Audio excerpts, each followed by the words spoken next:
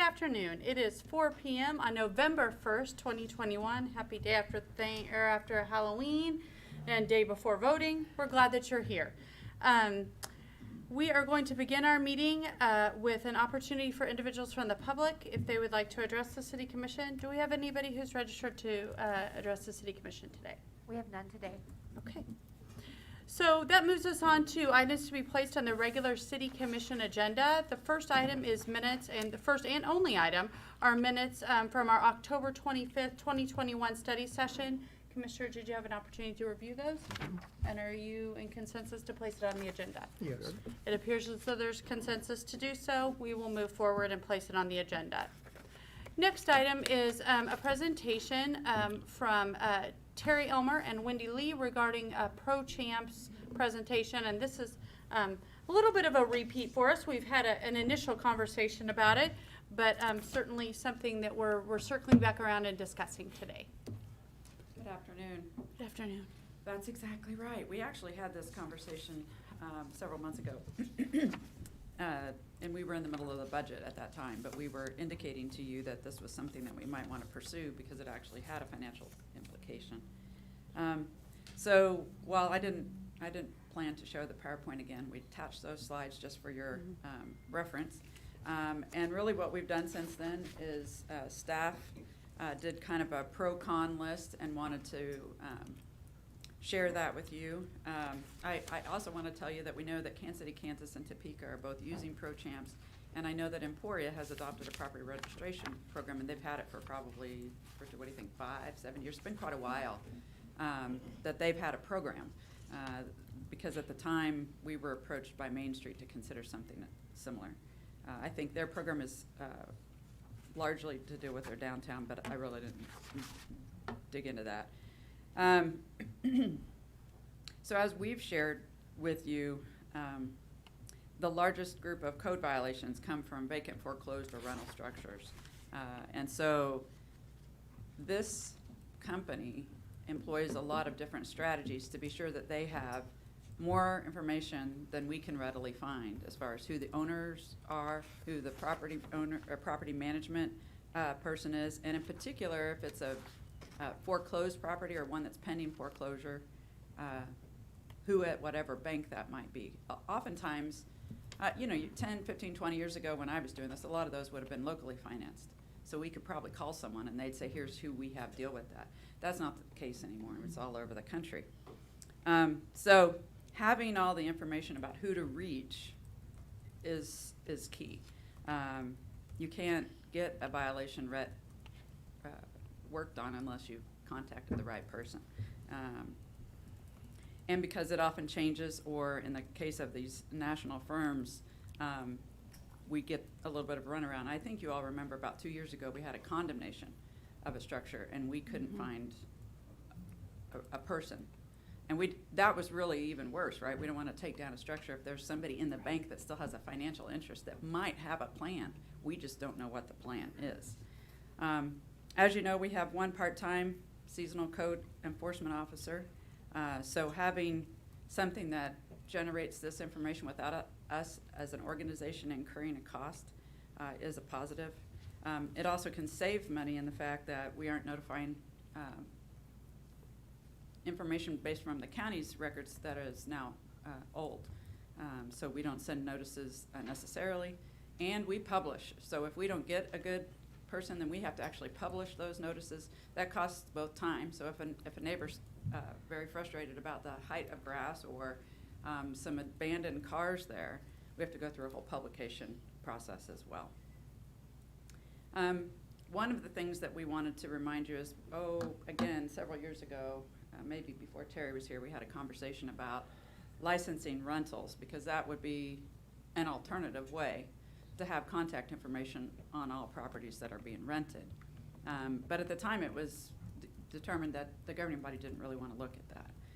And so this would do something similar to that if we were requiring them to be registered without having to do the inspections that we talked to you about at that time, that if we were going to license them, that we ought to do an inspection every other year or something to determine that the structures were safe to be occupied.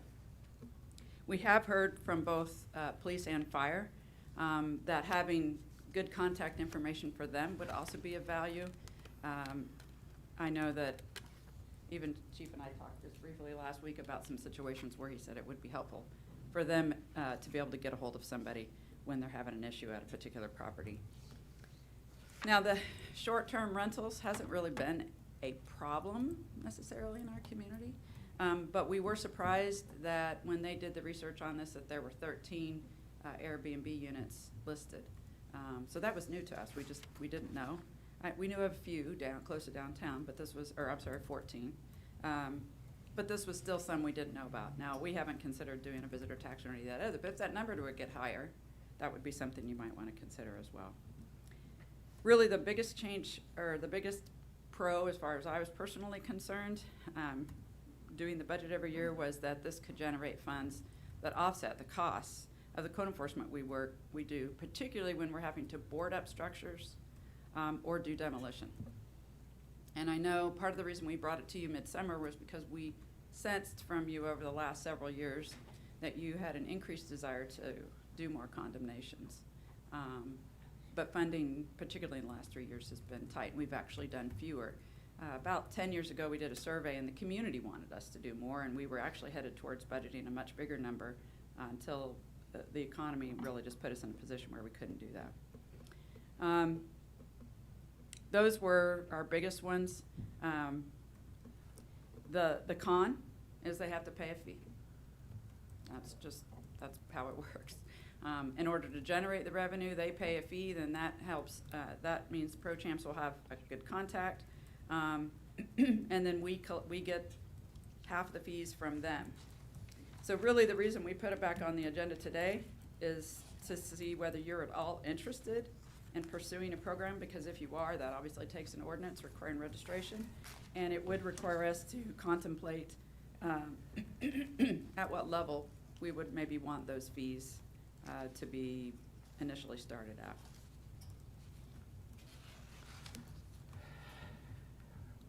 Questions for Mrs. Lee? Well, I wrote some notes. The girls at the bank always say I should put my notes on my phone, so I did that. So what I'm wondering about is, do we know how many properties we have in the area, in the city where this would affect, or estimate? Mm-hmm. So I think it was, I hope you got it as your last page. When they did the total, there were 4 properties in foreclosure, and this is dated now. There were 250 properties that were vacant. Long-term rentals, 1,322, and short-term rentals, 14. My goodness, that's more than I thought. Yeah. Generally speaking, 40% of our properties in town are rentals in one way or another.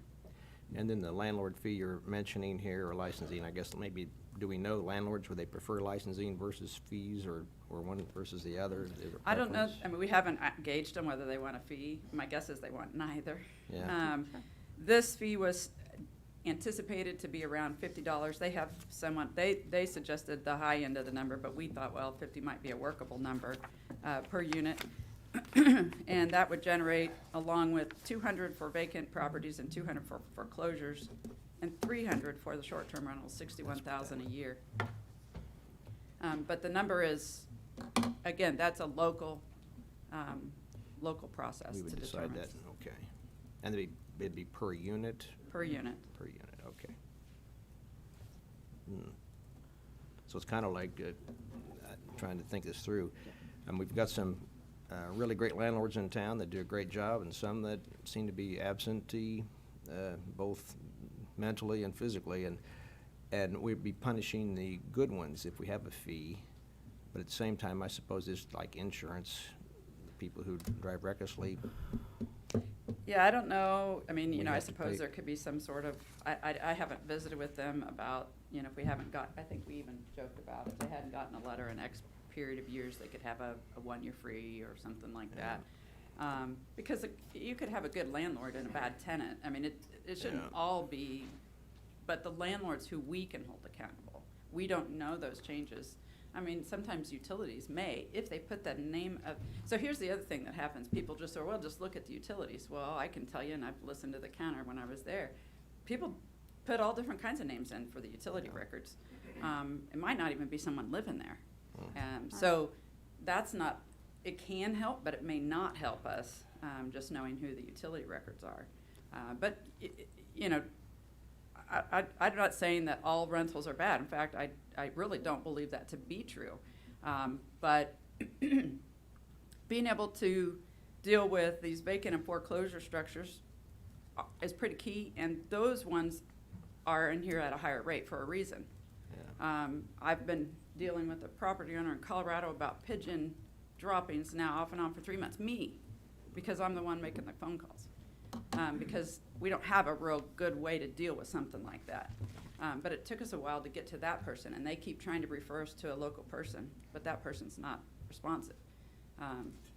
So our, you know, part of what I had hoped for also by considering something like this would be that for some people who are just sitting on a vacant structure, and $200 a year isn't enough to maybe move them. On the other hand, it might be the thing that just kind of leverages them to, I'm done. And I know in our housing study, our analyst said we have a high number of vacants. So even moving a few of those properties back to an active housing unit would be beneficial. Just think, 250, if half of those were residential, what that would do for our, and I suspect at least half are residential, because it'd be hard for me to come up with 125 commercial properties that are vacant. So, Mrs. Lee, and my apologies for when I missed, you talked about the pricing structure, because I was actually looking for my notes from back when, in July, when we visited this. Can you please review with me one more time the pricing structure? It can be whatever you determine. They gave us 2 examples. The low end was $200 for foreclosed properties and vacant properties, $50 for long-term rentals, and $300 for short-term rentals. If you went to the high end after the administration fee. $50 for long-term? 50 for A year. We're talking per unit. year. Yeah. High end, they had it at 500, 500, 150, and 500, and I told them that was going to be too high.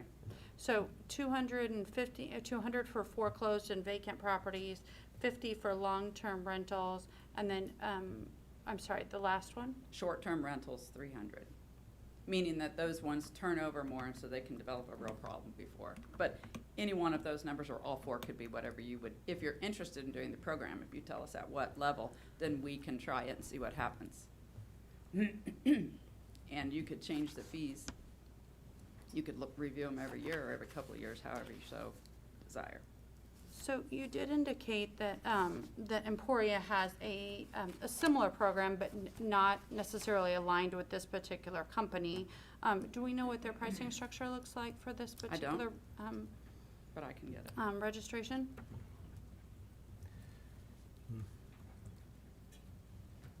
And then, do you happen to know Topeka's or Kansas City, Kansas's pricing structure for this? I Or don't. their success with this I program? think our permit technician actually got that, but today she was off, and so we didn't have the folder handy.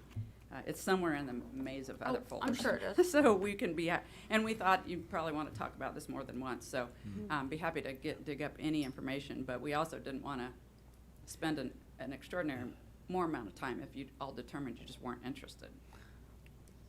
And if a landlord refuses to pay, is there some kind of penalty or some kind of assessment that we can force, or how we deal with those that won't refuse to pay it? You know, I'm going to have to pull the draft ordinance. I don't know that. I don't know that. Okay, I'd be sworn. Do you remember, Terry? I've learned, Lee. I suspect there's some sort of an assessment we can do to, just like against the the grass property. got too tall. Yeah, Or, yeah. yeah. Okay. So yes, You sir. mentioned per unit. Are you talking apartment buildings also? Mhm. Okay, so somebody like Sienna South could have a significant cost to them because of the amount of units that they would have. And you could do it on if you wanted to say 1 to 5 units, it's this, and, I mean, we can do all kinds of Okay. structures here. We And- just need to know kind of where your tolerance would be. But yeah, on some of those big, 16-plus buildings, or they have 50 units in one, it would be less necessary, because rarely are we called internal to those. It's usually just It could be per building, there's several ways you could go at it. They generally have a maintenance crew anyway They that do. takes care of a lot of their issues too. They do. so- We do sometimes get involved in those, but usually it's because they're asking us to. Correct. So understand that too. We do things for the landlords when they're having trouble with a tenant who won't vacate or who is mistreating the property. We don't just work for the tenant. It's actually usually when we do a letter, usually they're responsibilities for both sides. And then can you explain to me how you think this might help stop unpermitted remodels? Well, I think because we would have a much better tracking, so we'd know whether the unit is homeowner occupied or a rental is part of that. So then when we see somebody doing work or whatever, we can get right to a contact person, having a full, complete list. Did you have anything else on that one? In regards to that, Terry Elmer, building official, and like Wendy was saying, it gives us application or a contact that we can reach out to, because you do find a lot of individuals from out of town who come in and do work and then they get back out, so it's kind of hard to capture that information and put a stop to it before it gets too far advanced in the remodel. So the local tenant or landlords are generally pretty good about that, but we do have a lot of out of town ownership that we have a hard time getting a hold of. And I guess, And again, it's not always willful disobeyance. It just happens sometimes.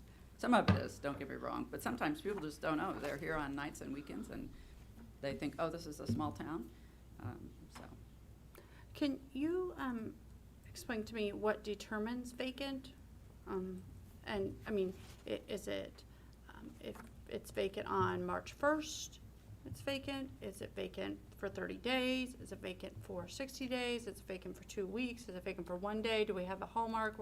What Sure, it's at determines least- vacancy? I'm sure it's at least 30 days, because we have parcels that come in and out all the time. Sure. And they wouldn't even be able to report, Right. the difference between if Richard sold me his house and the 5 days it takes for us to change out. I think it's probably more than that, but I can double check. and so on this, if we propose this, I don't know, is it a cost, how do I say this? We would charge the same fee to the landlords and landowners as what we're being charged by pro champs? I mean, is it? No, so once, if you agree to go with them, they have to go collect it. We're not adding workload to us. We don't have any more time. Okay, So that was part of a pro for us was we can barely keep up now, so with Okay. the staffing that we've got. So when they came to us, the first time they came, we just kind of put it aside. And it wasn't until we really got to looking at structures and getting increased inquiry and frankly, so many more units with no utilities that we were having to intervene on closing up properties. We've dealt with the police department more in the last 3 years probably than in the last 10. It Okay. just, I don't know about it. We've just had lots of interaction where people have, and it's because we're being more diligent. When utilities goes off, if they're off for more than, 30 days or it looks like someone's still living there, utilities is contacting us. We're going out to check on it because it's not safe. It doesn't meet our code. Mhm. So then what happens is we post it, and sometimes that gets everything restored right away. It just, there's other times people have suffered a lot in the last couple of years. Mhm. And so, in some cases, they would just as soon not anyone know. Okay, so Safety the component. pro champs will be getting the fees we've been talking about, correct? It goes right directly to pro champs, not They through have to us? collect it, and then they give us half, I think. Half, was- is that- Okay, and then, but we still set the price on what we're going to charge? Right, it's our ordinance, And so so we it's can- at whatever level you want to do. I see. And I suppose if it got so low, if you said $5 for each and $10 for Yeah. some others, they probably just declined to We're contract with not us. gonna do But, it, yeah, right. but they understand that there's got to be a local comfort level with this. And we've got to try it out to see if it really does produce the value that we hope that it would. But Emporia's the only other city, I mean, smaller, I guess I say smaller than Kansas City and Topeka, but are there any cities our size that are doing this, or we don't? There are know? some around the country, but I only brought you the ones that were closer That's to fine. us. Okay, They give us some in Florida and Illinois, and I've not heard of those cities, so my assumption is they're more sized like smaller us. size, okay. But we can give you a couple of examples of other towns with their population if you want. when the individual was here from Pro Champs in July, they had indicated that they have 260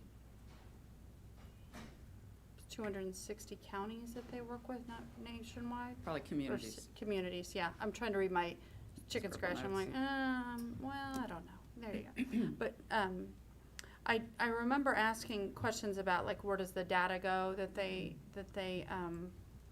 gather, because I'm extremely interested in making sure that the data is secure, and they did indicate to us that they don't sell their data. I'm just not sure if they offer their data to others.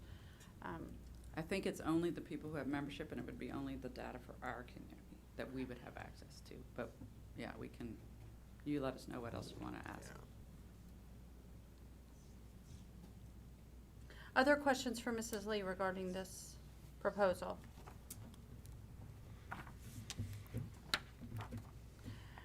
Is it the will of the commission to hold on to this and have some additional questions, or times to gather some information and have questions if we have some? Sounds good. All right, we will put this on next week's agenda. Thank you. That moves us on to the next part of our agenda, which is comments by our city manager. Commissioners, Richard Neinstead, City Manager. I have one item, and I will defer to Dennis Tharp, who will give you a report on the K-68 bridge project, which is from KDOT, because it's a KDOT project. Yes. Thank you for being the spokesperson on this. Want to remind individuals, again, this is not a City of Ottawa project. This is a project, but you're bringing an update for us. So thank you, thank you, Dennis. You are welcome. Good afternoon, Mayor and Commissioners. As you said before, and we'll reiterate, this is not a city project. This is a project by the state of Kansas, Kansas Department of Transportation. And just to provide some idea of what is taking place, received an email today from KDOT that the bridge will close again. That will start next Monday, the 8th, and weather permitting, be open again by the 15th, one lane. For everything to be done completely and cure, I was not given a date, but in talking to the KDOT representative, I would say that we're likely talking something closer to December, the first part of December, before we see the bridge completely back open. The detour will be the same as it was before when the bridge closed. And as you know, this is so that they can pour the concrete, get the concrete in, and there's just no way to keep traffic moving when they're doing that. So that's pretty much it. So for individuals who might just be listening and then they're looking for their little scrub to go back on the video, remind us again of those dates. The bridge will close again It'll be on Monday, November the 8th, Mhm. through November the 15th, which I believe it would be the next Monday or Sunday, whichever it is. But a full week is what they're looking at, full 7 days. for concrete pour. For concrete pour on the other side. One half is done, and once they get this concrete poured, there again, this time of year, weather permitting, Right. and once they get the second half poured and get it cured, the bridge will open back up. And Commissioners, Richard Neinstead, City Manager, and our public especially, remember, those are dates we have today. And we have no control over what forces might affect KDOT to have different dates. But if we see a news release or we get an email, we'll pass that on to the best of our ability And for so, the KDOT project. is this a KDOT project? Who's Just making sure, if anybody else heard that, but I think I heard it. So, Mr. Tharp, just again for clarification, so the bridge is totally gonna be closed? It will be totally closed. Not- And the detour will be the same as it was before. I would like to tell you what that is, but I did not get a hold of anybody that, I believe it was closed at Eisenhower and 7th Street. and then everybody detoured up 7th Street and then back to Maine or wherever they were going at that point in time. All right, great. I am sure that we will have some infographics out for others regarding this change and this closure soon. I know that you can only just report what you have, so thank you. Exactly. Thank you. Thank you. City Manager Neinstead? I have nothing else. Okay. That goes on to reports by our city commissioners. Mayor Pro Tem Crowley? I just got two things. I attended the drive-through trick-or-treat event that was put on Saturday night at the park. The Eagles did a really good job on that. Heard upwards of almost 600 cars, I believe. Long line. I'm sure, Chief, you had a good time. I was at OU on Friday night. All right. So that was fun. A lot of people, a lot of businesses out there handing out candy. And then just to remind, as you mentioned earlier, that it's election day tomorrow. So don't forget if you haven't done it already. Yep. Good point. And Commissioner Skidmore? I'll just add to the trick-or-treating, took our grandkids to the truckers trick-or-treating at Walmart parking lots. So we've got a lot of venues, a lot of choices involved in that. So, yeah, it's great, great idea they have that, and had a good time. And yes, everybody get out, and be sure and vote tomorrow. That moves us on to reports by our mayor. Actually, I don't have anything that hasn't already been covered by both of the commissioners on my left and my right. But encourage everyone, again, to go out and vote. It is important. If you don't vote, it doesn't count. And I haven't done any official research on it, but it is 100% more effective to vote than it is to complain on Facebook. So please go out and vote. And we look forward to seeing you on the 3rd when we have our regular meeting at 7 p.m. and on the 8th when we have our study session at 4 p.m. If there's nothing else to be brought